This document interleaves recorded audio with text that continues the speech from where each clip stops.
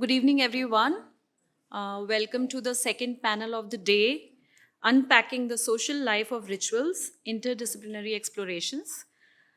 I'll briefly speak about the panel. The panel will discuss the social and material cultures embedded in the ritualistic practices which the practitioners and scholars have developed through context responsive ways. They will explore visual, oral, and performative traditions associated with these rituals and focus on the aesthetics of embodiment, disfigurement, shape in some of these rituals, how they become symbolic acts of meaning making, their changing forms in a transforming cultural landscape, and how they reconfigure the relationship between the religious, the cultural, and political identities of the community, the site, and sometimes the researcher. I would briefly introduce the moderator for this panel, Latika Gupta. Latika is an art historian, curator, researcher whose work focuses on the visual and material cultures of the Himalayas. She has been the associate editor of Marg magazine and currently works at the Shergill Sundaram Arts Foundation and is a visiting faculty at Ashoka University. So over to you, Latika, and I would request the panelists to please take their seats and we'll begin the panel. Thank you.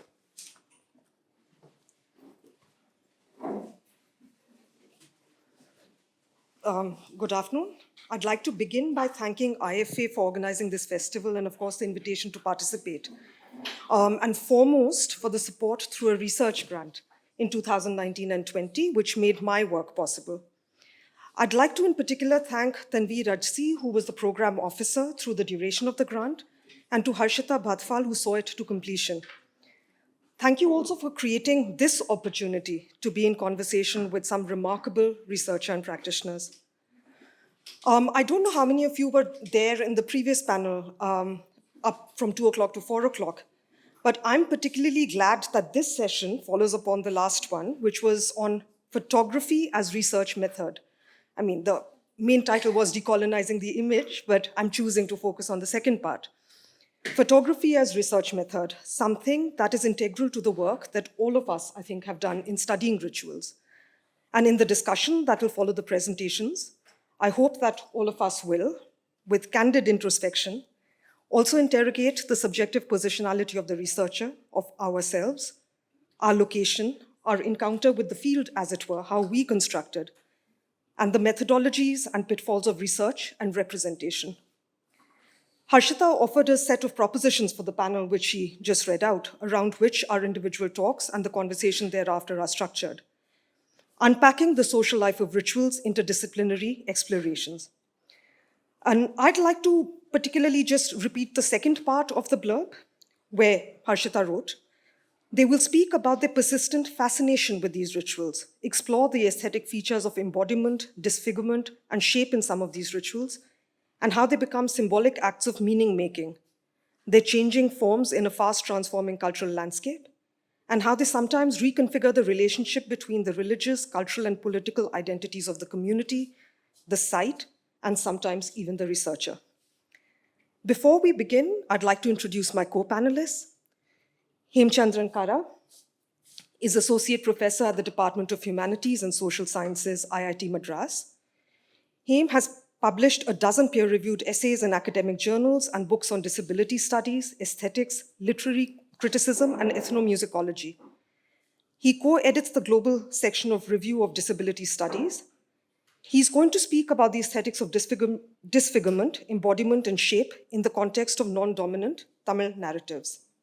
Sarita Sundar is a Bangalore-based visual artist and design historian, leading Hano, a heritage interpretation and design consultancy. She's got 35 years of experience in brand design and strategy, and she blends this experience with academic expertise in museum studies. Her work critically examines culture's visual engagement from Indian vernacular typography to performance practices. Her recent publication, From the Frugal to the Ornate, Stories of the Seat in India, explores the cultural journey of seating in India. She holds degrees from NID Ahmedabad and the University of Leicester and received a Fulbright Fellowship to research the intersectional design histories between India and the United States in 22-23. Her current research is on the Planters Chair with Dr. Rachel Lee through a grant from TU Delft. And her work, with the support of an IFA grant, which I believe was 9 years ago now, focuses on the context of the Kshetra Kalas, the Puthan Thira, a ritual and performance-based art form of the Mannan community in North Kerala. Rupsa is a Kolkata-based journalist for a Bangla newspaper. Her research interests lie in understanding the unique dimensions of the practice of Sufism in Bengal, its connections to the regional yogic practice derived from Tantra, and its relationship with mainstream Islam and the Quran. She will speak to us about her work that looks into the religious and political conditions in which Sufi dargahs and mazars in the region have flourished and evolved over time. The way the next, 2 hours is structured is brief talks by each of us, followed by a discussion, and then questions and comments that you may have. So in my dual role as a grantee, but also as moderator of this panel, as I informed my co-panelists, I'm taking the liberty to begin the session by sharing some aspects of my research. I struggled to prepare a talk for this panel, and I'm not showing any images. There are some in the exhibition upstairs. One, of course, was the paucity of time. How does one decide what is an adequate yet comprehensive, paradoxically a comprehensive glimpse of what is actually a complex and multi-pronged ritual and its attendant material culture? The second is the nature of a public talk that is being recorded. What we talk about and the context we're speaking in impact what we choose to talk about. So then, with these caveats in place, I'll begin. I received the IFA Arts Research Grant for my project, The Making of a Tibetan Buddhist Ritual, the Cham at the Key and Diskit monasteries in December 2019. And the time that I received it is significant because the COVID pandemic sort of took over 2 or 3 months later. And the work was premised on primary research conducted through fieldwork at the Key Monastery in Spiti, Diskit Monastery, and the Thikse Monastery in Ladakh, and the Tashilumpa Monastery in Exile in Balakope in Karnataka. Now, the Cham, which I'm sure almost all of you would have seen images of in popular tourism brochures and such like as well, is most commonly understood as a Tibetan Buddhist masked ritual dance that's publicly performed by monks for a lay audience. As a feature of Tibetan Buddhist religious life, this is one of the most important of all rituals. Its annual performance strengthens community ties and reaffirms the relationship between the monastery, monks, lay Buddhists, and the patrons. It's one of the central rituals and is practiced historically at almost all the monasteries across the Himalayas from the time it was documented, the 10th century onwards at least, right? From regions in Central Asia and Mongolia, across Tibet, which is now the Tibetan Autonomous Region, as named by China, to Buddhist regions in the Indian Himalayas, such as Ladakh, Himachal Pradesh, Arunachal Pradesh, and Sikkim. My research was situated at what I consider as the heart of Tibetan cultural studies, which in turn is embedded in its ritual and material culture. Tibetologist Jeffrey Samuel has proposed that Tibetan Buddhism consists of 2 main axes: shamanic Buddhism, which refers to the tantric or what we think of as the magical rites and rituals that are an integral part of practice, and clerical Buddhism, which refers to the institutionalized monastic structure. And in Ladakh and Spiti, the monastery is the focal point, not just of ritual activity and its associated material culture, but life per se, including the economic and political activity there. And priests from these gompas or monasteries conduct prayers in the villages, and the monastery is itself the sort of locus point of all of this. The religious and ritual life of the Buddhists is focused on propitiating the deities that reside in every element of the landscape. And this is something that is very difficult for perhaps most of us to understand, who perhaps may treat it as superstition, mythology, etc., right? And this ritual keeps malevolent ones under control and ensure that the land and the daily lives are blessed through the action of these rituals, right? And this practice is fundamentally visual. For the monk practitioner who transforms into a deity during the cham, for the cham, an essential part of tantric practice is to visualize the deity whose presence he is invoking. In the initial stage, material aids such as paintings and sculptures are used, which later give way to mental visualization. And tantric sadhanas also include identifying and then inviting deities into the monk's body, who then engages in rituals. The political history of Tibet, and I don't mean political Tibet, the borders of Tibet as it exists now, but really the Western Tibetan plateau, is also interpreted in religious terms. In the 8th century, Buddhism was established by Indian teachers such as Shantarakshit and Padmasambhav through the ritual action of subjugating forces that were inimical and embedded in the ground to the coming of the Buddhist faith. In the 9th century, Langadharma, a king believed to be possessed by demonic spirits, and of course this is a Buddhist telling of this, was killed by a monk disguised as a cham dancer. So the conversion of Tibet and this region to Buddhism is presented as an act of transforming the land and the landscape itself by subjugating the many deities that inhabit the multiple realms, and not merely by introducing new texts and teachings. So of the many monasteries that are there in Ladakh and Spiti, my research focused on Ki and Diskit for very specific reasons. They are both amongst the oldest continuously functioning Gelugpa monasteries in existence in the region. They were established in the early years of the 15th century, soon after the Gelugpa sect was founded by Tsongkhapa, and His Holiness the Dalai Lama is the head of the Gelugpa sect. And both look to the Tashi Lumpo monastery in Shigatse in Tibet for the ritual and spiritual lineage. But this is a relationship that is today mediated by the Tashi Lumpo monastery in exile, established in the 1970s at Bailakuppe in Karnataka. Historically, the Tashi Lumpo monastery was headed by the Panchen Lama, the second highest incarnation, next only to the Dalai Lama's lineage. And this is further complicated by the fact that the current incumbent, the Panchen Lama, was kidnapped as a 6-year-old boy and hasn't been seen since. Both the monasteries are also the focus of funding from local state bodies, but also foreign Buddhist organizations. Completely isolated due to heavy snowfall for a large part of the year, they're the focus point of all the religious and cultural activities of the Spiti and Nubra valleys. They're also comparatively distant from the well-established and accessed tourism routes in the Leh district. Slower, okay. And this has allowed them to retain a form of tantric practice that continues to be geared primarily towards the local populace and not tourism per se. Despite the centrality of this ritual to the communities of believers in the region and to the popular imagination in tourist images as well, as those produced by the state, the cham falls between the cracks, as it were, of focused academic study, existing as it does on the margins, both spatially and temporally. When I was writing my MPhil thesis at university, there was a bit of an argument about whether this work should go to the performance studies department or the visual studies department, and is it theater? What are the lenses through which I'm going to study it? And also the fact that it is somehow ancient.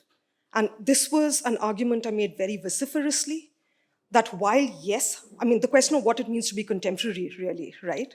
It's a ritual that's performed today. So what is it that made several people think that it's ancient, right? The other thing I feel very strongly about, and therefore ritual studies, is that the discipline of Himalayan art history has focused on the art object. And since at least the 1980s, the growth of the discipline has paralleled the movement of religious artifacts, sculptures, shrines, tankha paintings, ritual objects from their sites into museums and private collections via the auction house and market. Also, more scholarship has focused on the art of the early monasteries of the Western Himalayas. So some of you may have heard of the Alchi monastery in Ladakh or the Tabu monastery in Spiti, both of which are considered to be at least 1,000 years old, but also have the largest and oldest surviving bodies of mural paintings and sculptures. Later monasteries, such as Ki, which don't house a large body of what are considered to be valuable art objects, have therefore been neglected by art history. And both these monasteries have also been subject to numerous cycles of destruction and incremental expansion. And therefore, there's a lacking of things, images and objects that can be assigned to antiquity.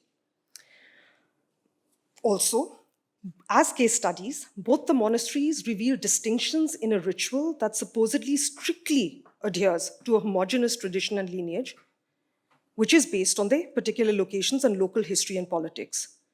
My previous research revealed that the cham at the Ki monastery, that continues to be propagated also by the monastery and the monks, as unchanged for at least 700 or 800 years, was in fact brought into practice in the 1960s. At Ki, the question of the authenticity of the cham itself is premised on its similarity or the unchanged similarity to the one at Tashi Lumpo. This is at the heart of being able to trace a legitimate lineage within Tibetan Buddhist orders, right? However, the cham has been continuously evolving, even within the rubric of its fixity and insistence on continuity.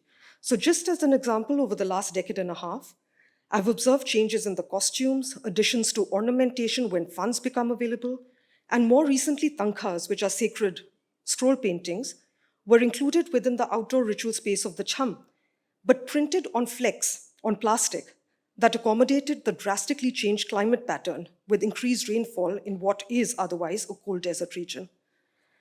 Some of the questions that interested me and formed the basis of this research, amongst others, were: in what conditions are transformations permitted in the visuality and the iconography of the cham? Are these clues to localization within monasteries that are located far from the spotlight of mainstream Gelugpa diasporic ritual practice? And through a comparative study of the place, iconography, and material culture of this performative ritual, I attempted to unpack the notion of tradition and authenticity itself in order to understand the relationship between religious, cultural, and political identities. A central question was also about the role of materiality in the making of this tradition and also history. What are the attitudes towards the form and function of the cham and its associated material culture when it shifts site? What's retained? What's rejected? I also studied the sort of cultural politics that are embedded in this performative ritual. The politics, of course, in the making of the tradition, but also the cyclical rejuvenation of tradition through ritual action and its material culture. At Key, there's at least a week or 10 days of private prayers, which is followed by 1 day of a public performance and 2 days at Diskit. And the entire pantheon of deities of Tantric Buddhism, and particularly those that are important to the monastery, are invoked through the recitation of ritual texts and ritual action. Various material offerings are fabricated and offered to the resident deities. And most of these are destroyed during the course of the cham in actions and actions of violence that are essential for the cyclical purification and rejuvenation of place. So my research studied the cham vis-a-vis its power to transform the local landscape as a process of faith, alongside how the cham seeks both material continuity of objects such as textiles, masks, sculptures, chortans, relic stupas, but also simultaneously this destruction as a part of its ritual rejuvenation. And its success lies in precisely this destruction, in highlighting the immateriality and the ephemeral nature of existence as much as it does in the tangibility of objects that can be touched. So the robe of the deity, zo balls made out of roasted barley or sampa that draw out disease when brought in contact with the body. These objects, while bearing the highest potency as ritual abodes for deities and containers in which to contain or capture malevolent spirits, are not permanent. They have to be made anew every year. The making, ritual usage, and destruction of the torzor, palinga, and linga were recorded, documented, and analyzed there. And materiality, such as the use of these tangible objects, as I mentioned, affects the immaterial transformation of bodies, human bodies, from monks into deities, from malevolent destroyers to compassionate protectors. The act, of course, of invoking the particular prayers, but also putting on the robe and wearing the mask and then performing the ritual steps, the monk is no longer there. It's actually the deity.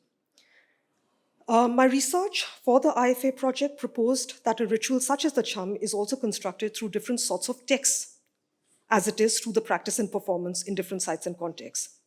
The ritual as a constructed category, with multiple claims to authenticity and tradition, while reinventing itself to be relevant in contemporary political conditions. So this included looking at dance manuals, the chamyeg, to examine the relationship between text and practice in a context where oral instruction is still the primary mode for the continuation of the tradition. Colonial travel accounts written by British, European, and Indian visitors to the Trans-Himalayas have descriptions of first-hand observations of the cham, which is often described as a devil dance or a degenerate or tantric form of Lamaism, a made-up word, in the Himalayas. A close reading of these accounts allowed me to trace the historical form of the cham at different sites, as well as critically assess the colonial biases that inform the writing of these encounters. Biases that I insist continue until today in contemporary writing and imaging of the Trans-Himalayas, that replicate tropes about timelessness, lost lands, Roof of the World, Shangri-La, etc. And this is both in state tourism brochures and advertising, or for that matter, in the profusion of images taken by, say, mainland visitors or outsiders traveling to places like Ladakh and Spiti. I also study the cham when it's performed at sites other than monasteries, with a focus on the representation of a ritual as a song and dance sequence, as a part of the state tableau cultural displays in the annual Republic Day parade.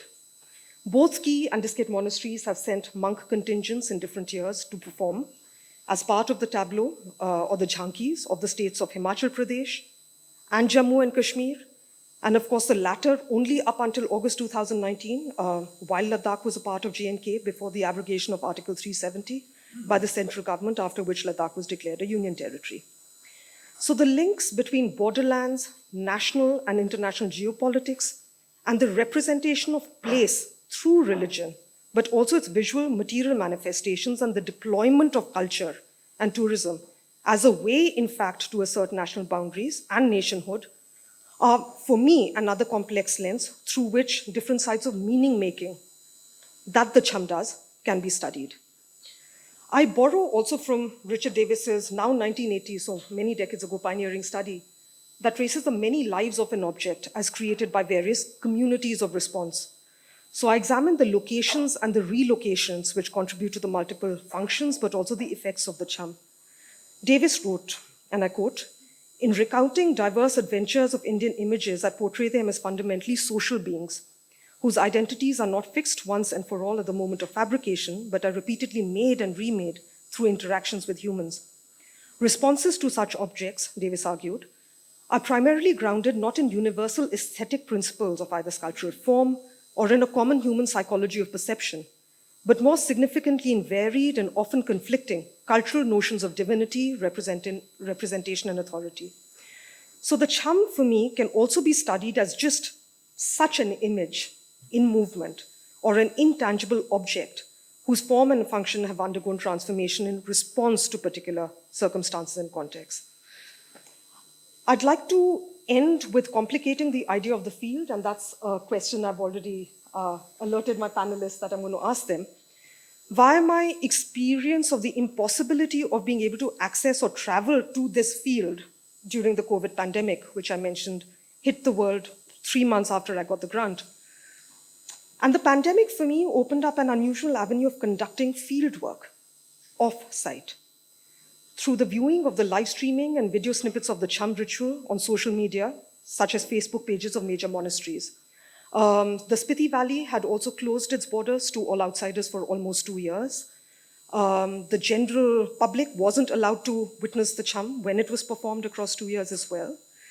So one of the new questions that emerged through this research or through the course of the project for me is the transformed relationship of the viewer, participant, from being present in an empowered sacred ground to a passive viewership through the senses of only sight and sound, as versus the immersive sensorium that's experienced during these rituals conducted on site at the monastery. And in attempting to understand the ramifications of this observing from a distance, as it were, I actually came across the concept of patchwork ethnography, which resonated with what I was attempting to do, despite the multiple challenges presented by the pandemic. And I quote from their manifesto. "Patchwork ethnography begins from the acknowledgement that recombinations of home and field have now become necessities, more so in the face of the current pandemic. By patchwork ethnography, we refer to ethnographic processes and protocols designed around short-term field visits, using fragmentary yet rigorous data and other innovations.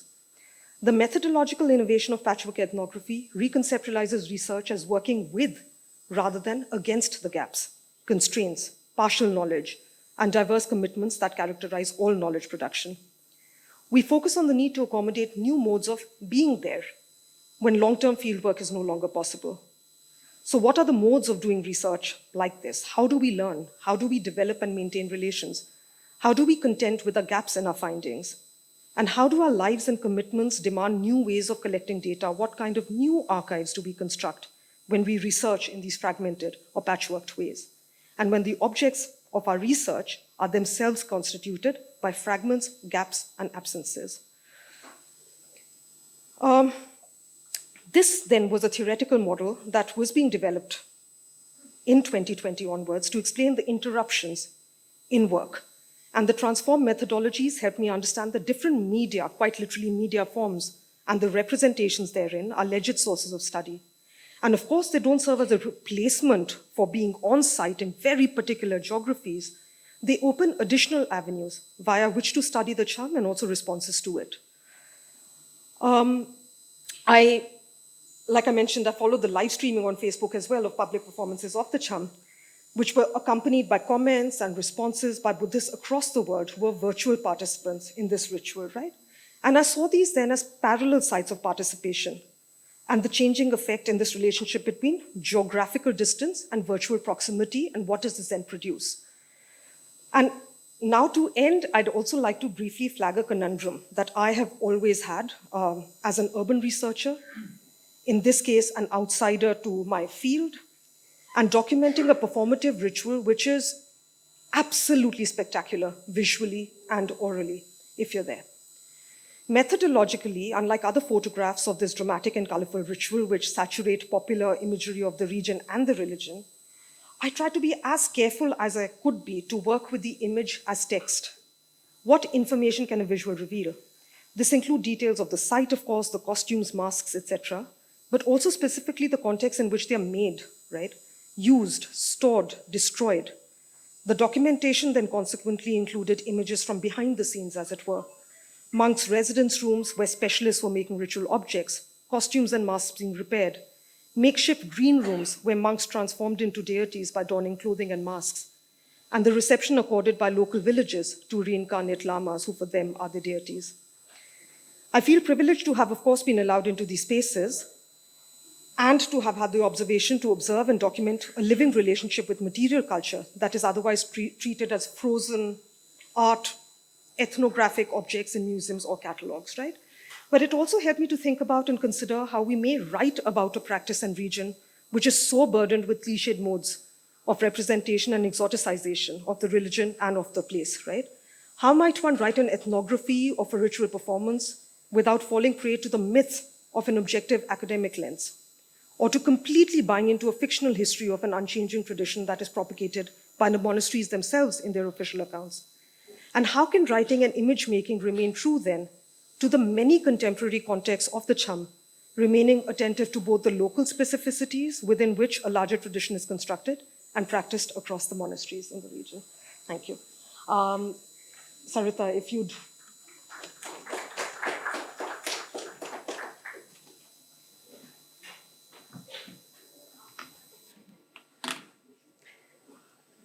Thank you so much, IFA, and thank you, Latika, for this.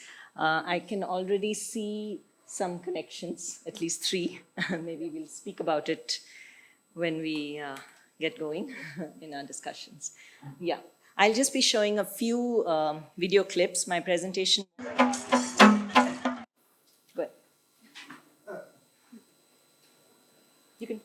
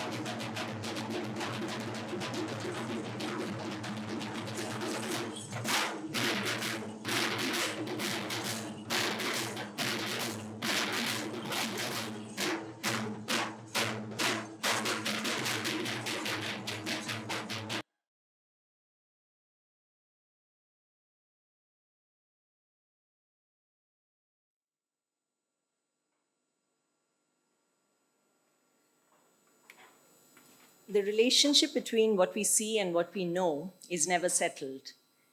Each evening we see the sunset. We know that the earth is turned away from it.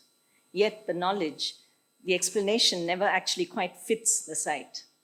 This research takes off from this quote from John Berger. It explores the connection between sight, materiality, and knowledge within the context of spectacular visualizations such as ritual performances.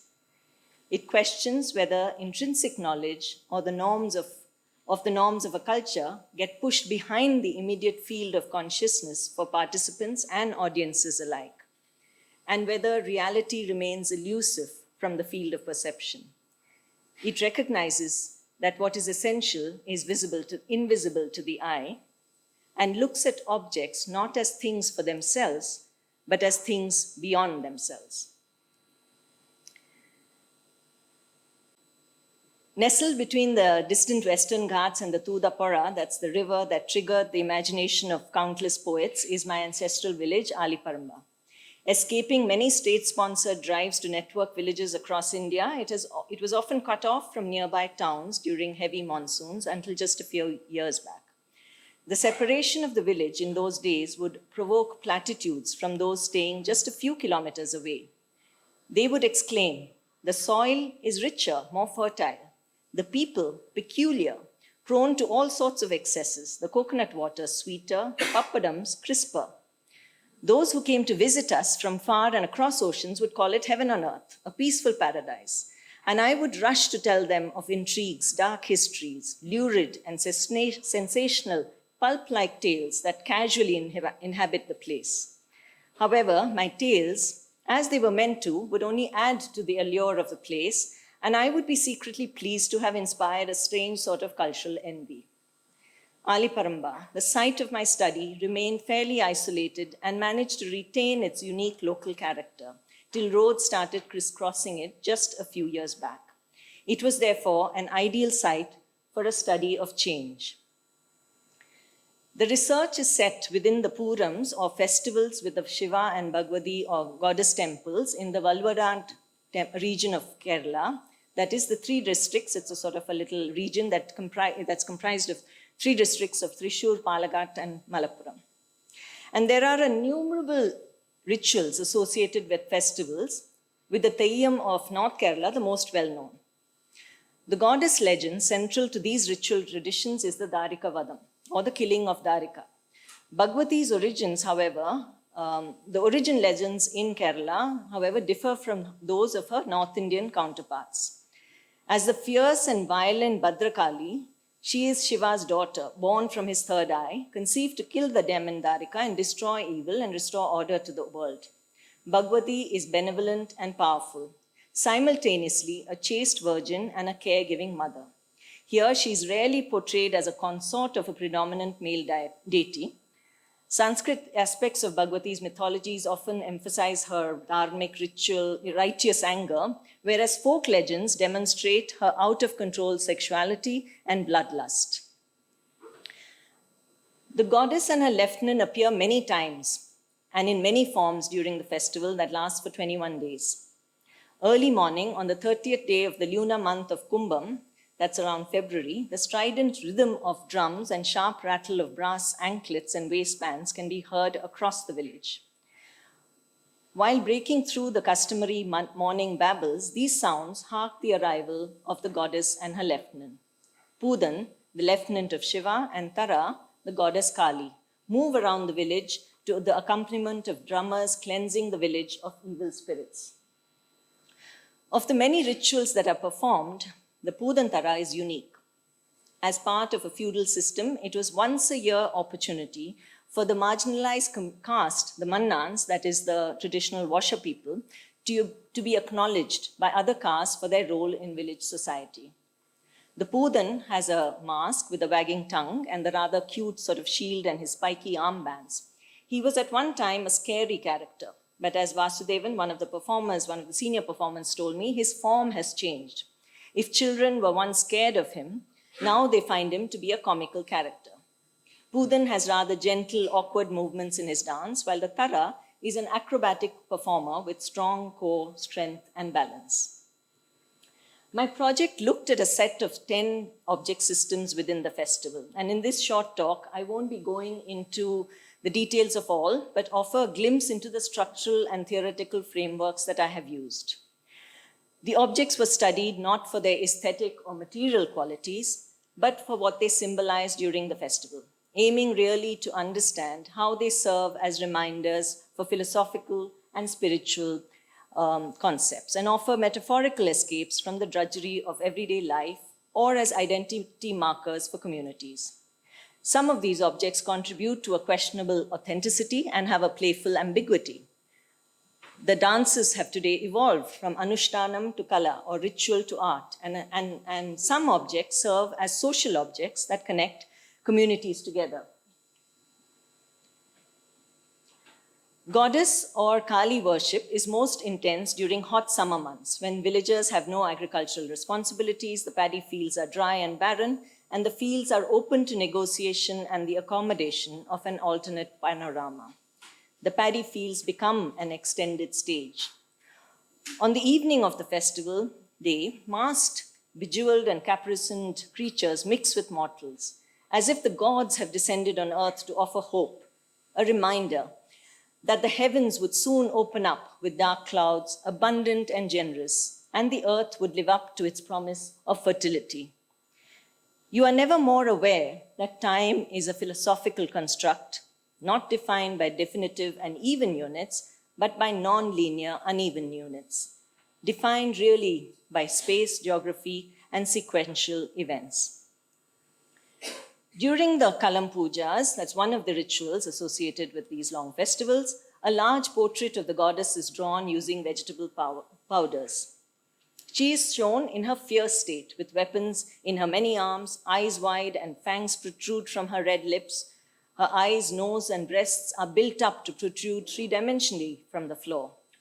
Once the kalam is completed, oil lamps, coconuts, arecanut flowers, rice, and flowers are placed around the drawing. A pergola is constructed to frame the entire installation. Songs eulogize her valor. A velichapada, or a shaman, dances over the drawing, starting in slow sweeping motions and ending in frenzied, violent movements, using the coconut leaf fronds to eventually efface the entire drawing. The rituals offer an allegory, an annual reminder for the community of the precarious, catastrophic, uncertain, and hazardous nature of human existence, but also a reassurance of eternal and immutable cyclicity. Srishti Sthiti Samhara. On the morning of the festival, houses get ready to be visited and blessed by the goddess, embodied in the form of the Tara performer. Offerings of cloth, paddy, and rice are kept ready for the performance, who announce their arrival by beating the parai drums and dancing in the outer courtyard of the houses. After receiving their offering, they throw rice ceremoniously to bless the household. A full para, or rice measure, indicates a rich harvest, and on special occasions such as weddings and such, a para filled with paddy and coconut flowers symbolizes wealth, prosperity, and opulence, and in turn, happiness. However, during the Puram or the festival, the para takes on quite a different meaning. It is a transactional object at the contact zone between communities. And even if today many households no longer hold agricultural land, such as mine, as far as possible, communities at both ends of the transaction, those offering and those receiving, continue the custom. The rice, the paddy, the cloth, and the social act of offering and receiving are part of a social network that connects people to the objects and the objects to people. And here's a quote: "Think about the object as the reason why people affiliate with each specific other and not just everyone. The fallacy is to think that social networks are just made up of people. They're not. Social networks consist of people who are connected by a shared object." For most members of the community, an understanding of what each symbol means is part of the community's collective consciousness, embedded in the way they think, communicate, and behave. And since there's no written record, it is not uncommon to get differing and variable accounts of the significance of each symbol from different members of the community. And I was faced with this quite a lot when I was getting various differing accounts. For instance, when questioned about inconsistency, there's never been any dissent. On the other hand, there was comfort in ambiguity. Inquiry about the myth of the shaking tongue and the bulging eyes of the Pudan drew one response. Pudan shakes his tongue in remorse at making a mistake during battle. While another said Pudan was trying to scare young children. And a third said the Pudan was sticking his tongue out of at a thieving jeweler. The Pudantara performances were considered an opportunity for the marginalized community of that particular village. Each village would be assigned, a community or a family community would be assigned the right to perform the Pudantara. However, they would take on roles that were denied to them for the rest of the year. Now, with bought artists coming from other villages, local, less skilled artists may only perform in the periphery, and skilled artists like Sudhi, who you will be seeing soon, is called in to stand in. And Vasudevan, one of the senior performers, tells me, earlier it was Anushtanam or tradition that drove us to perform, a sense of responsibility and heritage. Now it is the satisfaction of the kala or the art. Earlier, we got Angigaranam or acceptance from the Kshetram or the Devi, and now we get it from the Janangal or the people. Earlier, we barely survived because of it. Now it can provide livelihood. During the festival, the goddess is everywhere, not just in the temple, she's out on the streets as an idol on top of the elephants, and also embodied in the Tara performers. There are many tangible bridges out in the field, on the temple grounds, on the roads by which people connect to the goddess and to their faith. The performer Tara is a simulacra, existing in a transient form for just one day, with a separate, independent existence with no material reference to the real goddess in the temple. If at first the Kalavela or the cattle floats were made by villagers locally out of cloth and hay, today they are made out of fiberglass and travel from village to village to participate in a numerous number of festivals. In the absence of the local and the real, the global and the not so real assist in maintaining the illusion of a community in the festivals. There is a simultaneity of folk and classical, modern and traditional, religious and secular, all on a stage with porous boundaries between perception and reality, with masked beings mingling with the audience. While these images of dancing masked performers, larger than life models of animals and people, bear no relation to ordinary reality, they are in many ways much more real than illusion. The cacophony of sensations reveal a social and cultural mini-universe. Performers and spectators alike seem to exist in a state that does not need to differentiate reality from illusion. Within the space-time that begins with the hoisting of the flag, the drum roll to announce the start of the festival, and to the lowering of the flag and the closing drum beats to signal it ends, and the finale with the row of elephants, there exists an illusory world laden with symbols that the community willingly participates in. In these spectacles, one can find opening and closing rituals that hold between them a world where a unique narrative is played out. And in that hyper-real world are revelations about people's beliefs, their desires, their idols, and their hopes that have much more clarity than any ordinary reality can reveal. Thank you.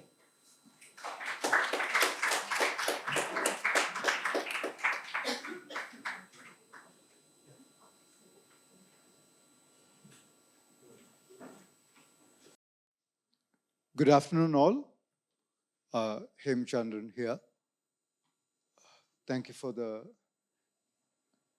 other presentations, and thanks, Haifa, for this such a nice theme.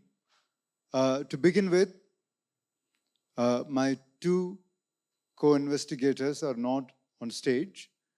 Dr. Shilpa Anand, who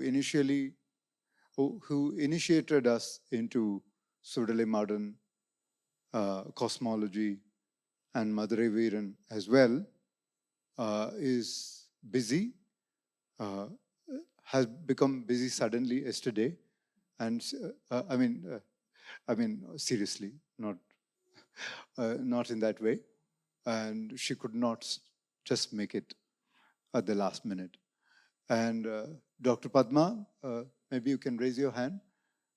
She worked very hard to make Sudalic cosmology accessible by reading books in Tamil into recording for me.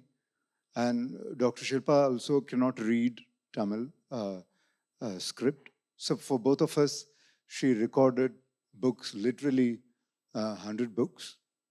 And she also brought in artists from Tirunelveli and so on, but is sitting quietly in the audience. So with that in picture, I make the following presentation. So why did we get into Sudali modern worship or cosmology? Well, the other two panelists raised this question too. Our question is informed by the access question. Research is informed by the access or accessibility question. And that raised to the question of disfigurement, literally disfigurement, and also many myriad symbolic forms of disfigurement and cultural and material forms of disfigurement, and how they inform Sudali modern worship tradition and our own investment in accessibility question. Well, why are we interested in accessibility question? Broadly, because of three terms. One is my disability. I cannot see at all. Second, Dr. Shilpa's interest in disability studies. She is non-disabled, but she considered as an ally of topics and themes and narratives and lived realities of disablement. And Dr. Padma is hugely interested as a teacher of Tamil literature, and as a teacher in general, she is also interested in accessibility question across the board, across caste, gender, language, and class background, and disability too. So this is our entry point, and this is our location. And from that location, we had a special access to, we still have a special access to Sudali modern theology and worship traditions. Yeah, that's the background. So let's first begin Sudali modern demography, how vast it is.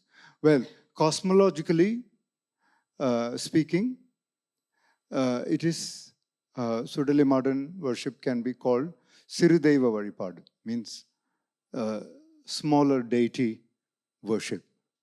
Or we prefer to call it non-dominant faith tradition. And demographically, lots of Sudali geographies, sacred geographies, exist in interior parts of Tamil Nadu like Tirunelveli, Kanyakumari, Thoothukudi, and significant Tamil diaspora carry with them Sudali sacred geographies with them. Yeah, so that's broadly. But you know, the access question is much broader than that. So I enter that now. So the ritual domain. So let's first take how Sudali manifests, or Sudali or Madan or Munyandi or any other name he's known through, how he manifests to people through forms and shapes that people can afford to. So this is what the significance of, this is where the interesting combination of the accessibility question and the non-dominant faith question comes in a curious interplay. When somebody belongs to non-dominant faith tradition, sometimes they have to justify themselves. Sometimes they have to reinvent themselves. Sometimes they have to regather themselves. Sometimes they have to explain themselves multiple times. Sometimes they have to build so many workarounds to make their faith integral to their material everyday culture. In the process, my dear friends, they invent serious thinking about accessibility, which is more than building a ramp when a disabled person is found in a seminar hall, which is more than giving a sign language interpretation. I'm not talking about ourselves or IFA or IIT or any institution. I'm talking about imagining it in a very broad way. And believe me, faith is about access. What cannot be seen has to be felt, and it has to be felt materially by people with multiple conditions. If that is not access question, what else is access question? It is a much philosophically dense question and culturally more embedded than a ramp one, which I do not want to underestimate. The value of a ramp, I will understand if I am a wheelchair user. Yeah? So it's not about underestimating what we have achieved as a humanity. It's about pushing boundaries. And we see a possibility of exploring non-dominant faith traditions this way, and therefore discovering new modes of working around, which we call accessibility question, that comes through. Okay, so going back to the manifestation of Sudalai Madan in different shapes and forms. One of the forms is Sudai, what is called Sudai, almost resembling Lingam.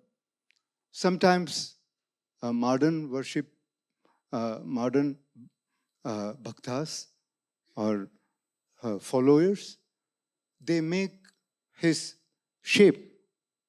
I'm not calling form, okay? Shape, in the way they understand, from clay. Sometimes from banana leaf and yam flower, so beautifully rolled together and so beautifully layered by layer, building the way they see Sudalai in that manifestation. A Tamil poet says, Kallile Kalaivannam Kandan, meaning this sculptor saw art in that stone. And so a Sudalai Bhakta can see the Sudalai in that banana and yam flower shape, craftily made together. So in some way, without the abstraction of the idea of form, they see myriad forms of Sudalai, which otherwise can be seen as disfigured banana leaf or clay nonsense by dominant faith people or careless bypassers. They see in disfigurement of shapes broadly interpreted as disfigured shapes and so on. what is the meaning to accessibility question? This form of disfigurement? Well, when people don't have proper infrastructure, intellectual, did I not begin my talk by giving background about hundreds of books being recorded in MP3 format? Well, I grew up thousands of volunteers reading for me right from my first standard. Many of my classmates used to read night and day, and I used to secure twice more marks than them, and they used to take special pride in it. You see, a special form of bonding, which is not based on competition, but flourishing of a dear friend. So this is possible in, seeing wholesomeness in otherwise considered disfigured shapes, and so on. And Suddenly, modern worship rituals are also enriched by rich musical and dance and drama tradition, of which you had an example this morning from native artists. Yeah. But major forms worth mentioning are Villupattu and Nayandi Melam. Villupattu is a song tradition, folk tradition, which has a bow who is a main singer, and the others who sing in chorus along with the singer. And there is so much action, drama, repetition, imitation, and careful, taking by hand, as it were. And again, when we explored this, we were reminded about, imitation, repetition, careful guiding of listeners, and so on, which is again a most accessible form of worship tradition, an accessible form of reading, writing, and imitation. Imitation and repetition, if you like, they echo each other, and it is a mother of learning. And it presents in myriad forms. And we are yet to establish this fact research-wise. Villupattu might have evolved out of that compulsion for people to follow each other.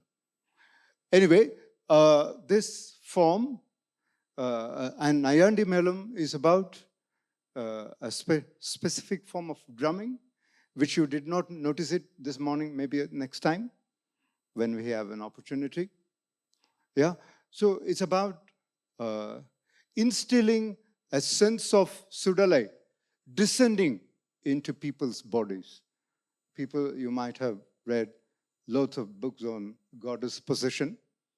So it's about feeling, possessing, taking in, and getting moved away by the spirit of thala, rhythm, and dance.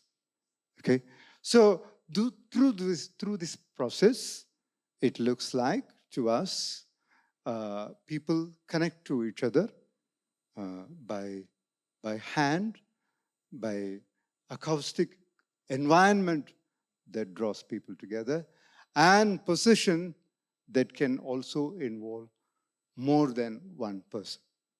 Yeah.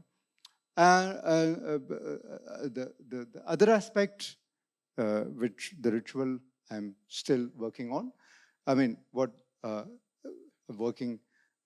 relaying at the moment, is about things like Kodai, that needs a very elaborate anthropological description. Again, we all three went together. Me, Dr. Padma, Yuvraj, and Dr. Shilpa through camera. And the question that Latika raised, we also did that on web, on net. Well, this question it depends on how people have been accessing knowledge, and what pandemic has done to different demographies. Lots of disabled people, for example, have been used to being on their own. Pandemic did not make any difference. People who read on audiobooks or MP3, Zoom was, many of us thought, people like me, I did this all my life. Have it once, at least. Huh? That kind of, I'm not being revengeful or a wicked wolf, huh? Just trying to crack jokes at the evening 5 o'clock, 4 o'clock. Yeah, so, but seriously, metamorphosis is part of human condition. And we can treat that as a part of research method and not a nice story written by Kafka. Can I say that and move on? Yeah, so Kodai is great. It happens all through night, 12 hours. And initially, believe me, it's about maturation. I had my iPod on my ears because it was so loud. So loud. I thought, what is this nonsense? And then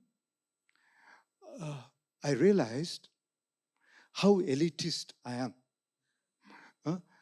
Talking about disability consciousness, this and that. And then I packed off my iPod and I went out into the what people call crowd. And then learned my lesson. Lesson being, generosity can be felt only when you become part of that generosity. You cannot give and take it. You have to be part of it. It has to flow through you and flow through people.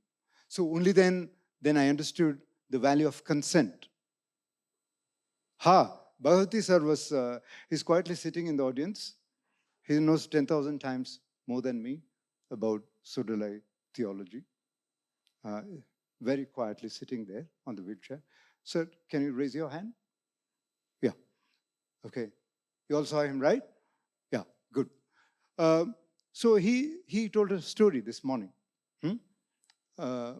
about sacrifice, the goat. The worshippers and the goat sacrifice, the worshippers believe this dear one, you need its consent for it to sacrifice. Initially, I giggled, and then I listened to him seriously. It seems it's all about Maya and his belief they have in the deity. Sirudeva, smaller deity. Let's emphasize that.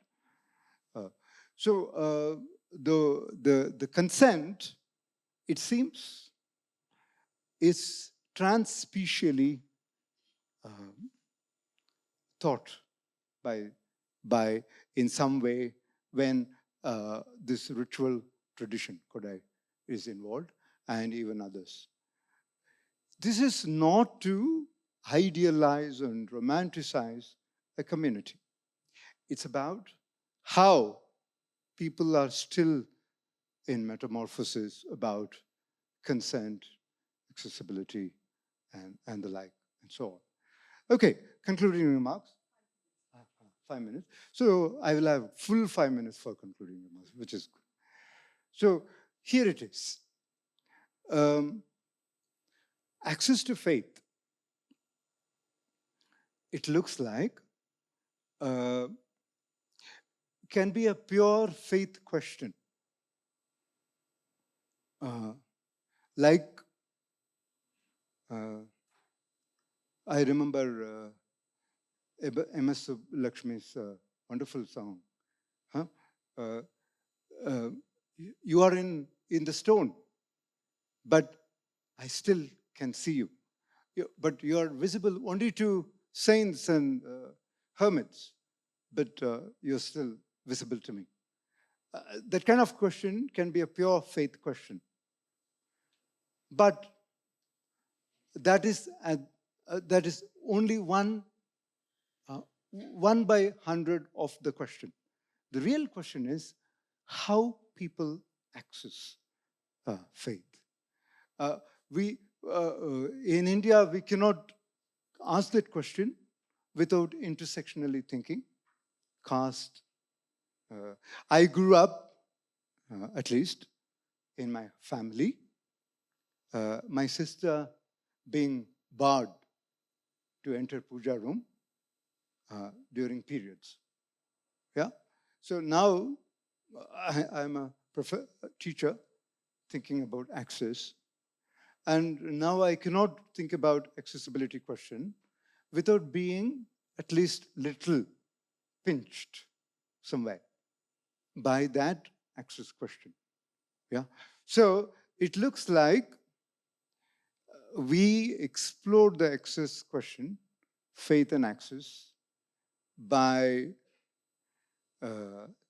treating disfigurement broadly by form and shapes in which the deity manifests, disfigurement with which bhaktas voluntarily do, like bloodletting, letting the blood go during a ritual, which Kanyans do, and only the selected people by the god.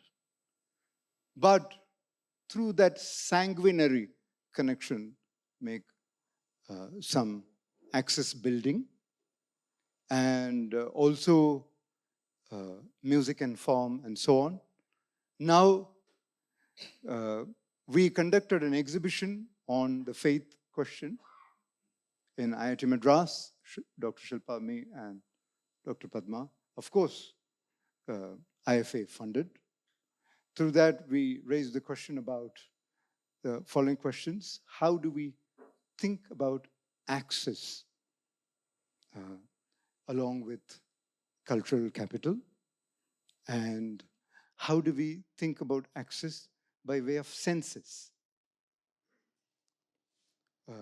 When people show photographs and I cannot see, it doesn't make sense. There has to be richer audio description. How do we audio describe faith when God himself is disfigured? So many beautiful questions. We had nice answers from people, from artists, from braillists, from access technologists.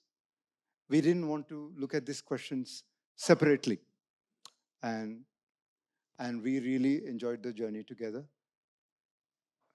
100,000 thanks to IFA. Thank you.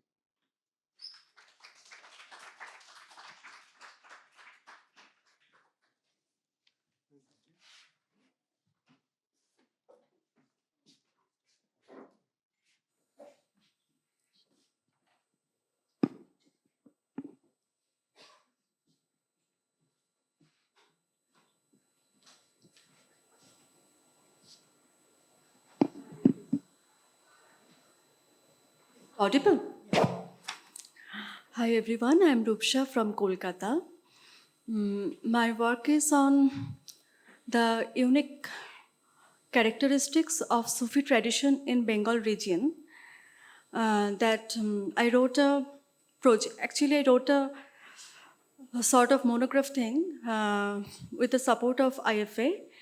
And in this panel discussion, I will talk about some rituals. Mainly, I picked up 4 rituals that which are vividly practiced in all over Sufi traditions in the world, but what is unique in Bengal region. But before that, I will precisely talk about my positionality in this research, because people were talking about the gap between the researcher and the subject. In my case, the project or the research came up much later. I was inducted and initiated in Sufi tradition in 2020, before the project came up.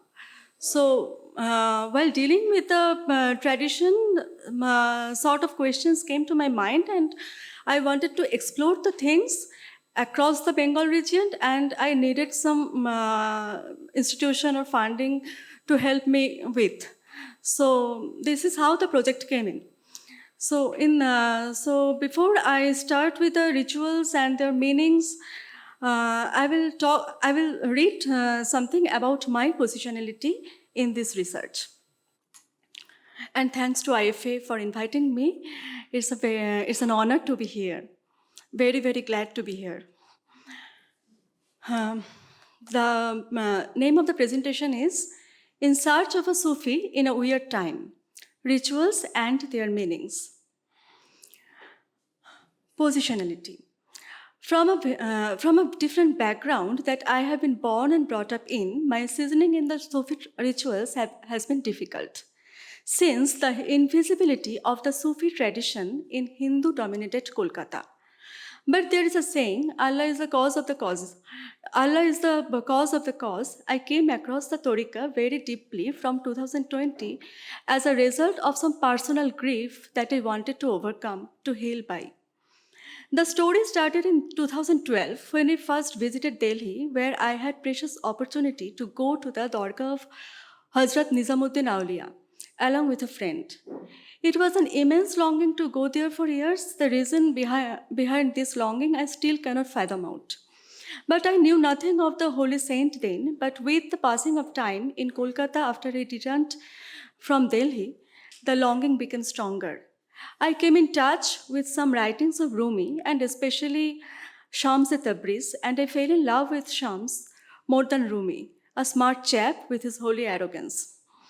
The idea of Sufism, which is culminated in the English translations of the volumes of works by Maulana Rumi, is quite different from the name tradition practiced in Bengal region.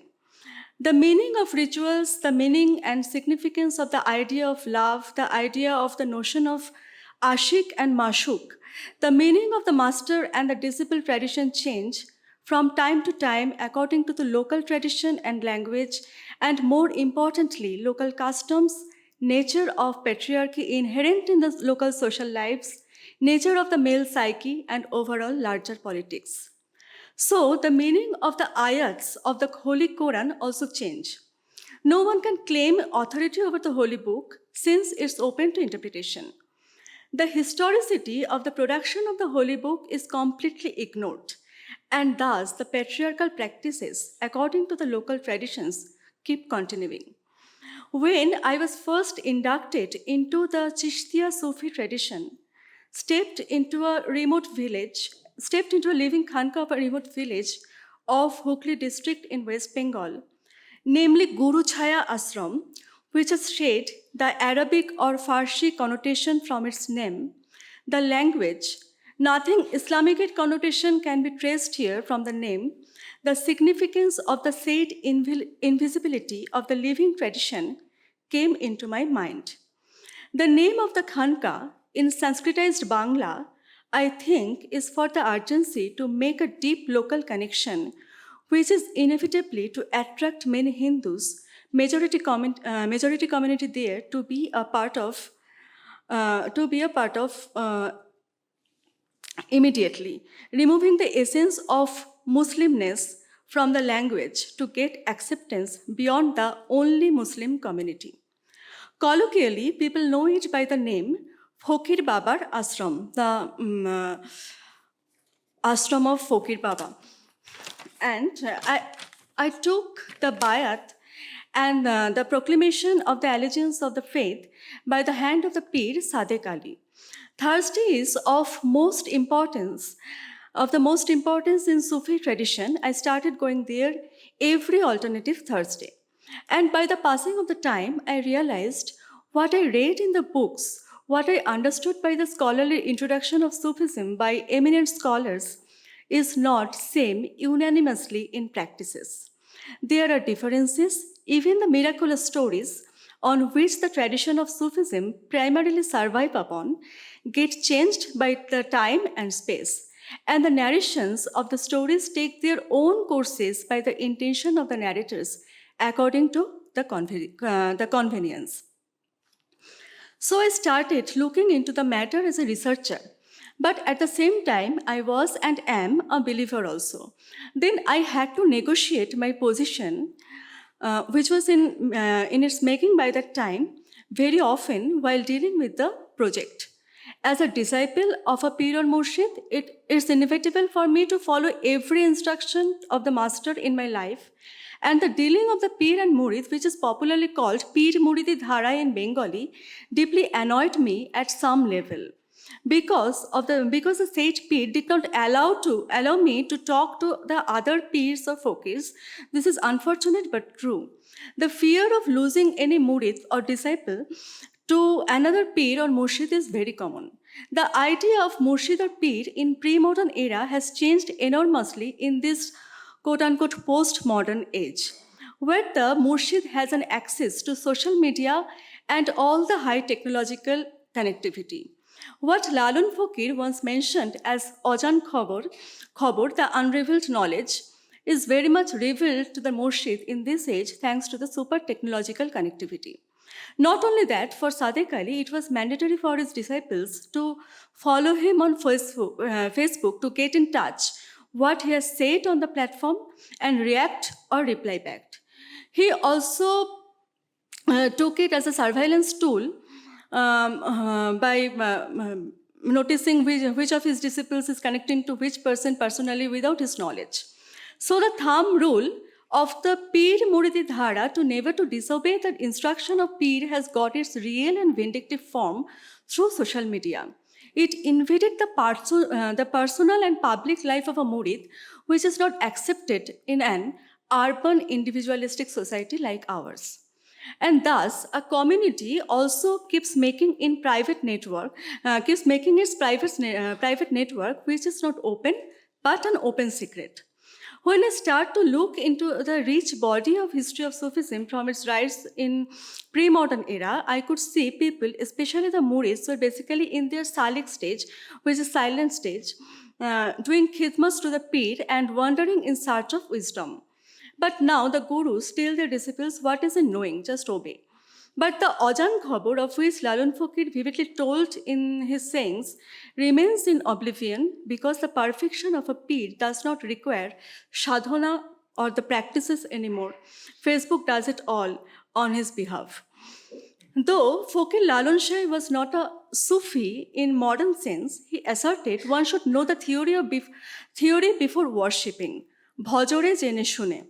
The idea of Guru Bakka Alonghaniya, that is the instruction of the Pir, is not to be disobeyed at any cost, seemed annoying for a person in a colonial modern society like me, which insisted me to search for the bahas or the debates frantically, and I then thought I should take this as a project that can offer some insights in the present state of Bengal Sufism overall.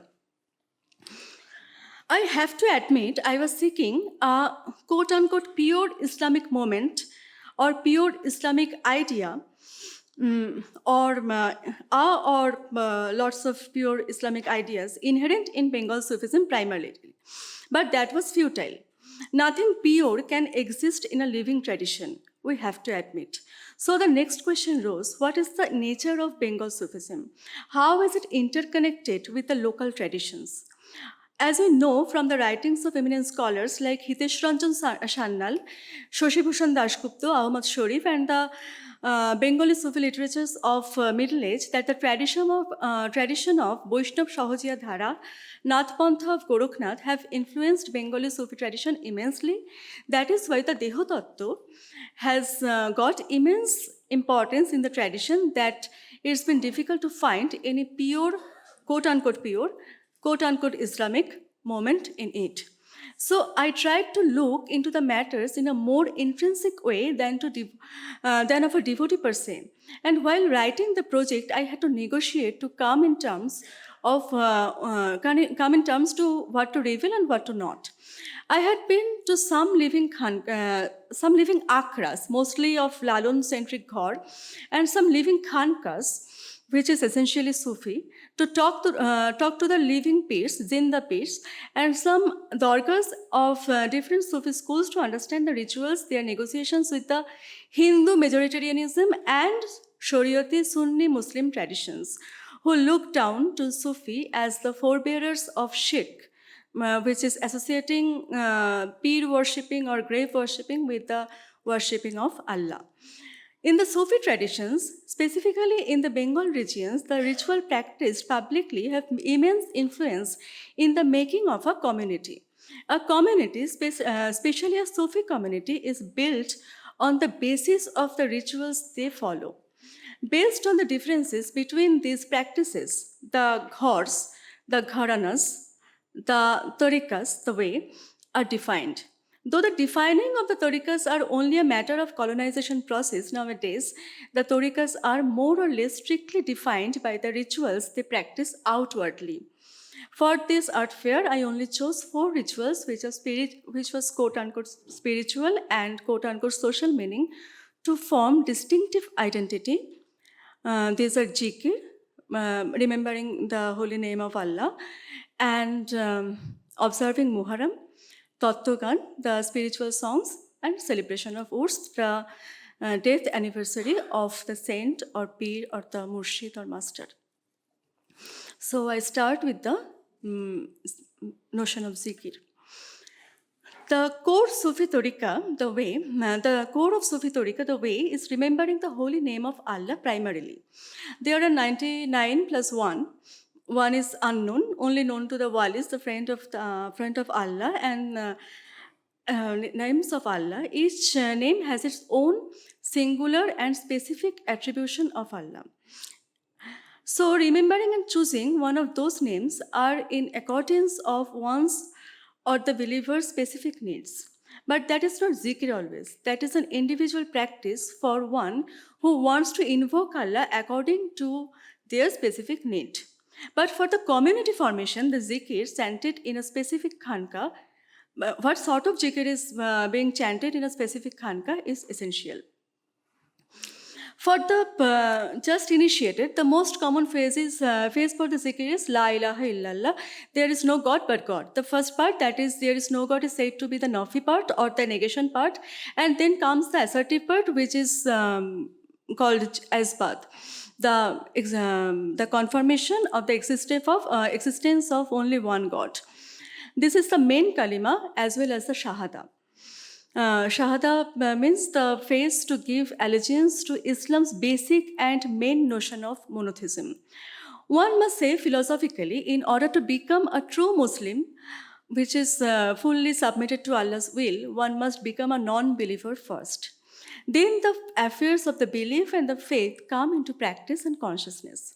When a non-believer becomes the believer of Allah as well as the only God, that is Allah, who is of no sharik, the only one who is omnipresent, omniscient, the most powerful, the most high, without depending to anyone or any other deity, who is singular, the one whose verdicts are multiple in outer world but related to the holistic approach to the world, becomes a true slave of Allah who will not go astray from the mercy of Allah.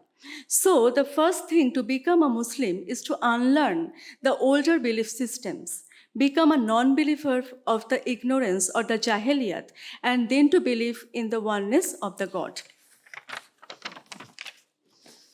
The Holy Book Quran Sharif mentions Allah is the most merciful. The only sin beyond the mercy is to associate Allah with any other deities or anyone.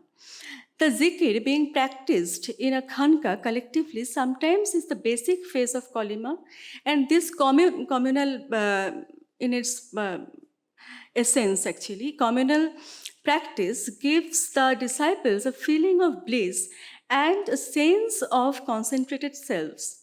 This is what the seeker has to acquire first in order to get into a higher mukam or the station to reflect on self to get near to Allah. This zikr can be done outwardly along with the utterance of the name, can be done inwardly without uttering the name silently. Every Sufi rituals have two sides. One is Zahir, which is exposed or outward, and other is Batin, not exposed, secret, only known to the Pir or the practitioner. The Murids who practice zikr outwardly or inwardly may not know the Batin significance of the practice, can perform only as a ritual that has to be done according to the direction of the Pir, or can perform it knowing the inner significance of zikr, which is secret. But as a researcher, one should keep in mind that the secret meaning that is explained by the Pir to their close murids are highly esoteric, that differ from torika to torika. Not only that, in a given torika, the face can be interpreted differently by the different Pirs or the schools of thought. There is no authority that can assert an only meaning. The meaning changes from one god to another, one khanka to another khanka, one locality to another locality, one language to another language, and so on. And at the end, Allah knows the best. By this very notion of secret meaning explained the inward formation of a community, a specific torika takes place because of the difference explained by the other schools. At the point of the difference between the personal and the public, at this point, the difference between the personal and public gets blurred. The spirituality, as we are often told, as opposed to organized religion, is not held private anymore. Rather, manifests itself as a key factor to form community. To put it other way, personal practice of spirituality always quote unquote, forms the public lives of a community. And this community is not alienated from the rest of the world. Only 5 minutes. One can find similarity between, okay, fine. This is an aspect of building community, and then I will come to Muharram, which is very interesting for me. Observing the Ashura, the 10th day of the Muharram, is very important for the Shia community and also the Sufis. The Sunnis don't always take part in the Matam, observing grief, because it was not mentioned in the Holy Quran and the Hadith. Many Muslims who follow Sunnah only and strict observer of the organized Islam and always apprehensive to commit shirk, considering any divine or spiritual entity or practice beside worshipping the only one Allah, find observing Ashura is bidah. But for the Sufis and Shias, observing the 10th day of the month of the Muharram, remembering the death of Imam Hussein and the war of Karbala is of immense importance. Sufis give their allegiance to the Ahlul Bayat, the holy family of the Prophet. As the Prophet declared Imam Ali as the door of the city of the wisdom and himself the city, the Imam Ali is revered to them as the source of spiritual knowledge and Mushkil Kusha, who removes all your problems. The killing of Imam Hussein is the catastrophic moment where the lineage of the family of the Prophet formally comes to an end. The pain of losing the Ahlul Bayat in persons is the main theme of observing the Ashura. So there is a Shia concept about observing Ashura, that is, I quote, "The rituals associated with the holy city of Karbala illustrate the cyclical nature of Shia sacred time and its impact on the religious life of Shia. The designation of Karbala as a supreme site of pilgrimage for the Shia is attributed both to the singular event that occurred there, the murder of Imam Hussein, as well as to the theological trans-historical significance the site has acquired in Shia piety since then. At Karbala, Imam Hussein, Hussein and by extension the entire house of Muhammad were bereft of justice. Shias identify the family of Muhammad as the house of sorrow, perceiving themselves follower of the Prophet's family as historically wronged. In a parallel understanding, Shias are exhorted to participate in the ever-present Karbala long after the actual battle of Karbala. For the Sufis also, the incident of Karbala is of equal importance and equal significance, though slightly different from the Shias. Since Ali is the door of the city of the wisdom, the Sufis revere Ali as a source of spiritual knowledge, which the Prophet passed to him. In that case, Imam Ali is a spiritual heir of the Prophet. So the most of the subcontinental Sufis, in spite of being Sunni, revere Ali as the main source of knowledge and holy saying of Prophet, I am from Hussein and Hussein is from me. One more minute. Okay. Since Karbala is seen as a catastrophic moment, the killing of Imam Hussein signifies the injustice of the society and also promises the restoration of justice. For the Sufis, the Karbala is everywhere, every time. This is the symbol of unjust society and promise of the prevalence of justice after the war. There is a common saying, "Har Karbala ke baad, Islam zinda hota hai." Islam gets alive after each Karbala. This is the Allah is with the Muslims, the oppressed, is mentioned in the Holy Quran. What we need is the sabr, the patience, and fight for the rights in Allah's way. Islam is about haq. Haq has several meanings. It is truth, the essence, and also the rights in its meaning. So to understanding the hakikat, the essence of Karbala is multi-layered, esoteric in nature. Who knows that hakikat is kamil insaniyat, wali of Allah. And who doesn't know that the Allah's plans are the best? These are the two rituals that I could manage here to talk about. Observing these two rituals actually build the Sufi community who the Sufi community has to negotiate with the Hindu majoritarian community in Bengal and also the Sunni Muslims, Shariati Sunni Muslims. I don't use this term in a derogative way, who identify Sufis like with the they are committing shirk.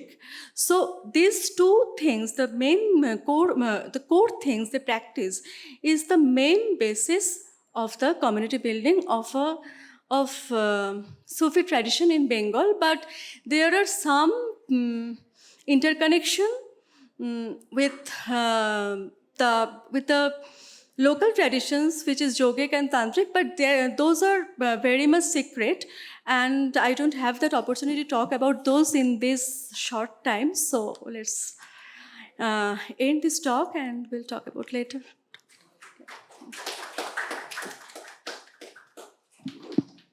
We have 15 minutes. I have clumped together several questions which I think are all sort of interconnected. There were several sort of strands running through, I think, all our work. So I'm not going to ask questions about specific aspects of the rituals we've studied, but really about the position of the researcher. One of the questions that came to mind, of course, is this question of access, but in different ways. One of the things I'm always thinking about is the assumed privilege of the researcher to both access and produce what we call knowledge. Who is this research for, right? Which is again connected to presenting the research, representing ritual and communities. How do we choose to tell it? Translatability, and here it's not just a question of language, but also the question of creating archives, and we use this word so often in what we do, right? And the impossibility of making something transparent, but simultaneously also the right to opacity, which I think about a lot. We spoke about certain practices being esoteric, certain practices being secret, but even otherwise, even if they're not esoteric passed on within a tantric system, for instance, the vanity of the researcher that everything must be made public as knowledge for everybody to access. So who consumes this research? And why is it important? Like, why do we do the work that we do? And the other question I had is it easier to construct our field as outsiders? And I would say, even though you're from North Kerala and you're familiar with the village, it's still an outsider position. And can a believer then be a so-called, and there's no such thing as an objective researcher, but how does a believer conduct research on, let's say, a sacred ritual? So it's just a number of questions I have. And any one of you, if you'd like to address these.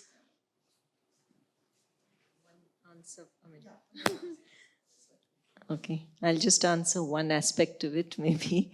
And one situation that I faced as a sort of an insider-outsider was the issue of access in a very different way, I have to say. It could be looked at as privilege or whatever.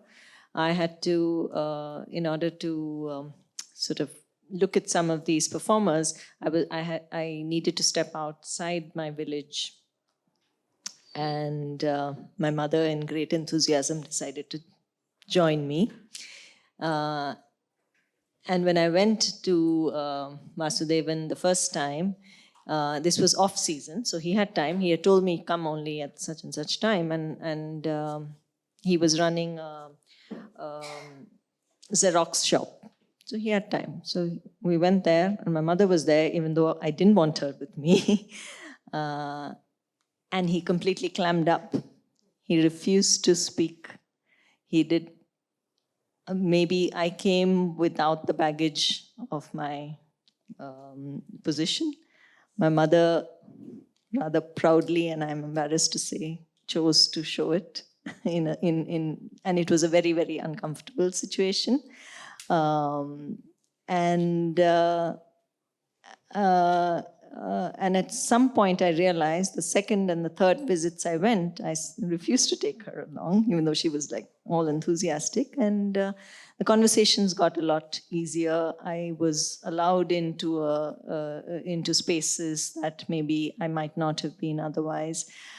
But the other thing that happened as an insider-outsider was that during the festival, there were points where, again, because of having gone there, not just for the 2 years of my research, but for 4 or 5 years before that, I was allowed in, and access was this thing. But I did at various points encounter forms of sort of barriers and things like that I had to, yeah. It's just an anecdote, really.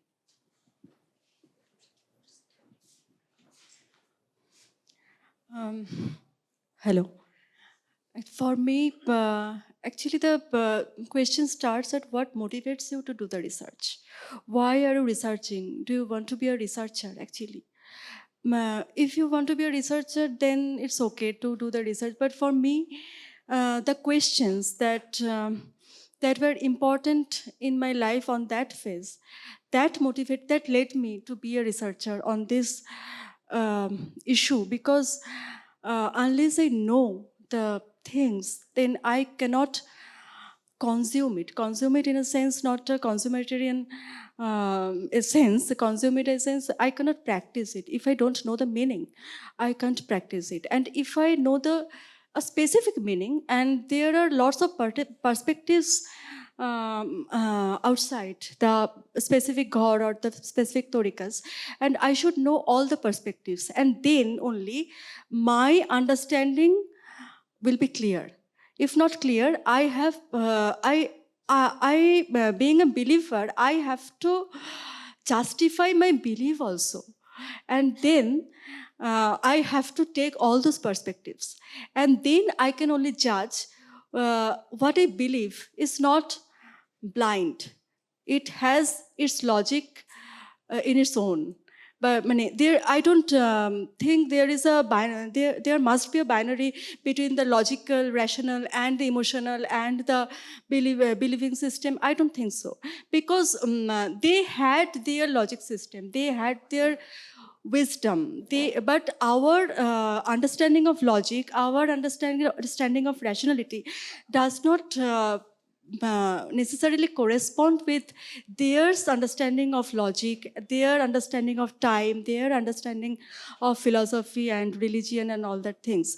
Because religion is a very recent phenomena after colonization. Islam has its deen and we have our dharma, and religion is totally a Western concept which has been introduced here. The three are different.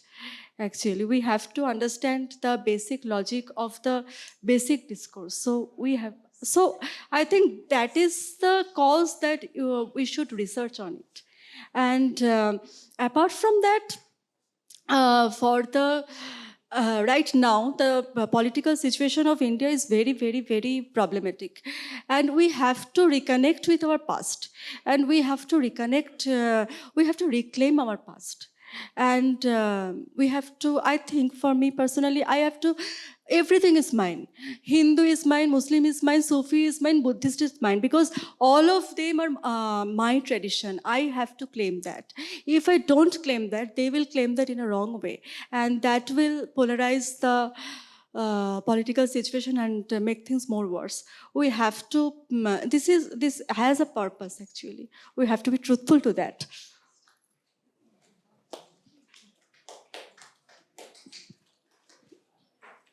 I think that was so well said. I cannot even add a word to it. But on the word of archiving, I will say one or two things. I think there is a lot to learn from non-scientific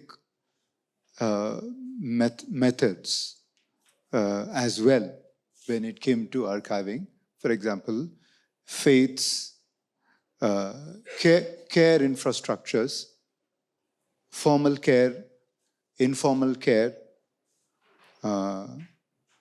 They teach a lot about archiving, preserving, conserving, distributive justice, and so on, and how to name things carefully, and how to identify things that are invisible.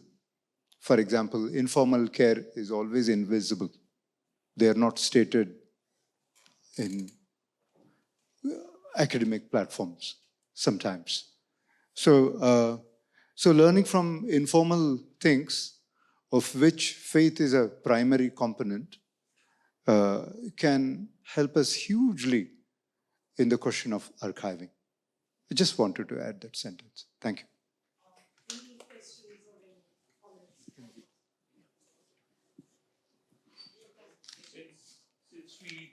Since you didn't get time to talk about the connections with the Nath and Tantric traditions of Bengal, I'd like to hear what you found. আমি বাংলায় বলি ওকে is there. তান্ত্রিক আর Buddhist যেটা বলছিলাম যে তান্ত্রিক ট্র্যাডিশনের যেটা একটা হচ্ছে লতিফার যে কনসেপ্ট। লতিফা হচ্ছে মানে বডি পয়েন্টে আমাদের দেহের মধ্যে কতগুলো পয়েন্ট, যেটাকে আমরা তান্ত্রিকরা বলবে হচ্ছে মূলাধার, সহস্রার, কুণ্ডলিনী ইত্যাদি ইত্যাদি। ঠিক সেম মানে লতিফার কনসেপ্টটা যেটা মানে আপনার ইয়ের মধ্যে রয়েছে, যেটা আপনি ইবনে আরবি পড়লেও যেটা আমরা দেখতে পাবো, সেখানেও লতিফার কনসেপ্ট বলছে। এবং এই লতিফার কনসেপ্টগুলো আচ্ছা, Can you repeat again the first sentence? হ্যাঁ, যেটা বলার যে লতিফা, okay, the Sufi practitioners, in the Sufi discourse, we have the notions of Lotifa, the notions of light. There are some points in our bodies, and they are called Lotifas in Arabic. Okay, so this chart of Lotifa directly correspond with the body point mentioned in the Buddhist and Tantric texts.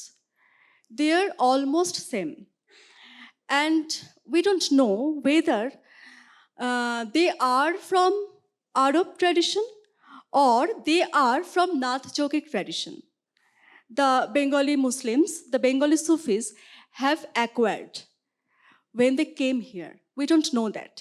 But the practice which we call dhyan in Bangla or in Sanatani Dharma, we call Dhyan, we call it Morakaba in Sufi tradition.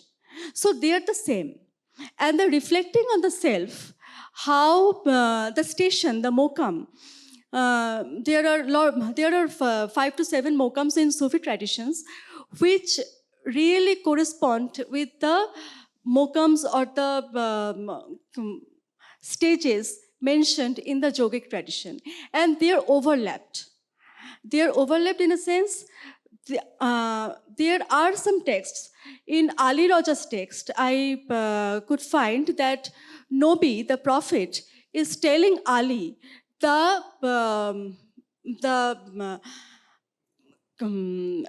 history of the creation, the basis of the creation, and he mentions Allah as Niranjan. Niranjan is the main deity of Buddhism, the local Buddhism, who is actually Dharma Thakur, we call him, Niranjan, who has no kohol in his eyes, okay, who has no any maya. Who is actually very neutral. He is called Niranjan. So Allah is becoming Niranjan in Bangla Sufi text. So where this term comes from? From the Buddhist tradition. Niranjan is coming from this Buddhist tradition. There are stories about Agam and Nigam. And Lalun Fakir, though he is not Sufi in modern sense, he says, Maere bhojile babe bapet thikana. If you worship your mother, then you can trace the address of your father. So this is actually talks about the Deho Tattva, which Tantra has taught us. Okay, so we can't find any pure Islamic moment here, and we have to also question what is pure and what is Islamic, because Islam has the basic 5 things, which are also which also came into practice much later, after the death of the Prophet, after he took the veil. But what is practiced in the name of Islam is very flexible, actually. Lots of things can fit into that. And the Shunna Tattva, which Sir questioned, the Shunna Tattva, which is primarily a Buddhist theological notion. So the Shunna Tattva is very much there in Bengal Sufi tradition. The peers are saying, Shunne jao, go to the vacuum, probably I can't translate the exact meaning, shunno, the nothingness, the being of nothingness, like Infinity. that.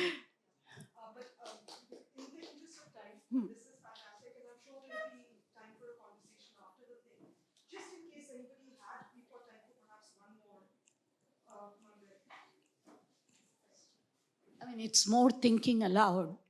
And I don't know enough about Bengali Sufi tradition, but I'm just a little bit disturbed when you say that when we are reclaiming the past in a very categorical way, then I'm becoming skeptical. And there are also regional variations, which I'm sure would enter in, and there'll be a lot of composite kind of thing. I've spoken to Hemachandran before personally. While I'm all for approaching Sudalemadan or Madhuraveeran, which he's yet to do, from a disability point of view, because these are stories of shedding blood, using blood as a symbolic reference to offering something which is replaced by chicken, goat, or whatever. There is so much of caste rigidity, and especially in Sudalamadan, because the primary, correct pannunga, na tappa sonna, Kanyakumari district, it's a very closely knit kind of thing, and there are 2 primary communities which they are non-Dalits, they are a little above, so it is Nadar and Velalas sometimes, but in terms of class hierarchy, not so much. So there is a way in which the Sodalamadan, the cult, as we speak, really is quite exclusivist, even in the art form as is practiced. Because while many of the other art forms in Tamil Nadu, including Parayatam, which is done by the Dalits, have let, for want of another word, I'll say, relatively secular forces to come in. Women can learn that form, all that. Kanyan, on the other hand, is very, very specific, and they do have very ritualistic pattern. Of course, I'm going back, like 25 years, 30 years after I had seen it earlier, because that was the time I lived there. 90லேருந்து 96 வரைக்கும் நான் அங்கே இருந்தேங்க ஐயா. So அதனால் சொடலமாடன் ரெகுலராக பார்த்துருக்குறேன், வில்லுப்பாட்டும் பார்த்துருக்குறேன்.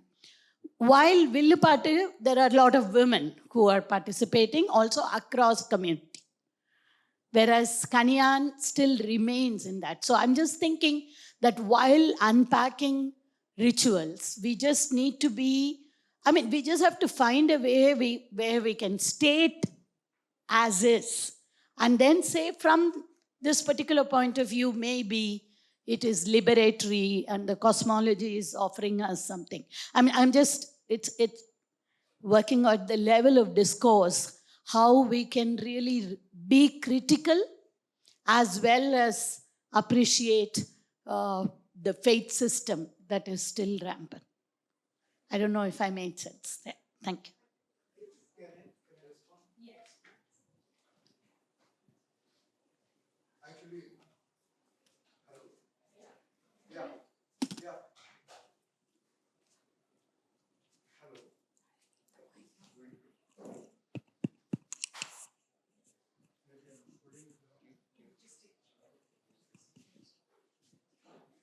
Yeah, I think that's beautifully stated, madam. The last sentence, particularly, I like to borrow: state things as they are and qualify, saying for this particular reason it is liberatory. For example, can I draw one more parallel so that may help? Within the disability movement,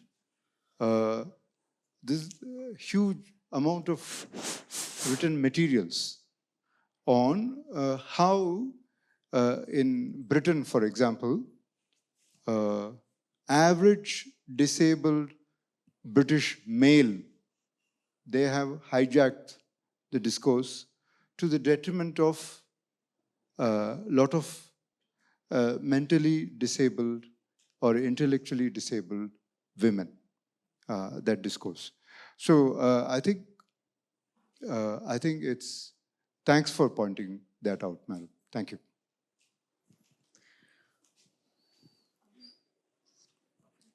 Actually, why are you disturbed about reclaiming the past? I didn't understand. The question, and I'm saying this sort of tongue-in-cheek, is also the idea, as especially those of us who work on ritual or material that is sacred, and that is one of the things I flagged even while I was studying at JNU, is the idea that this field is always something that is seen as not being contemporary. This idea of something that is pure in the past. What is this thing of the pure that we must reclaim? And that's precisely why I was asking about our particular position as researchers, why we're doing something, and you raised that question as well. But certainly this question of a singular past as though it is something that exists a priori and as is and hasn't. No, I am not telling about any singular past. Actually, what I'm telling, that we see our past through colonial prism. So we should unlearn that. And we should claim our past in our own way. I'm not telling that everything in the past was very good. That is not what I'm telling. I'm just telling what was there, to read it, what they meant actually. I am not talking about. I am not talking about good or bad. I am talking about the identity politics, actually. Our identity politics is made upon the colonial tools because they had identified ourselves as Hindus, as Muslims. Before the colonial era, there was nothing called Hindu. So we have to think of the past in that way.